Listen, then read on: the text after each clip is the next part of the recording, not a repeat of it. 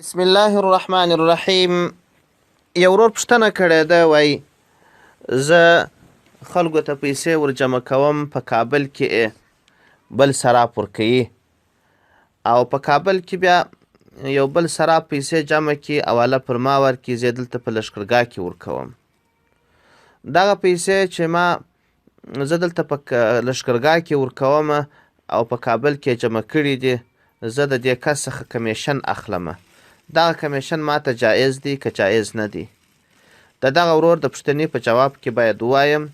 پر حواله باندې مزدوري اخیستل که څه هم د قدیمو علماو قدیمو کتابونو په رڼا کې جایز نه ده، خو اوس علماو دغه کمیشن دا د دې سراپ مزدوري بللې ده چې دی یې د یوه ځای څخه بل ځای ته انتقالوي او مرزا یې نیولی دی، دکان کرایه ورکوي، د برق مصرف او داسې نور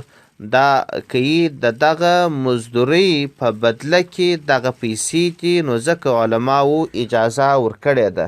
نو لحاظه که چیرې ته پر پیسو انتقالولو باندې د چا څخه کمیشن واخلې، ته دلته پیسې ورکې، هغه کابل والا کمیشن ځینې واخلي، او کابل والا پیسې ورکې، ته دلته کمیشن ځینې واخلې، دا جایز دی، علماو اجازه ورکړې ده. فتاوی حقانیه 6 جلد صفحه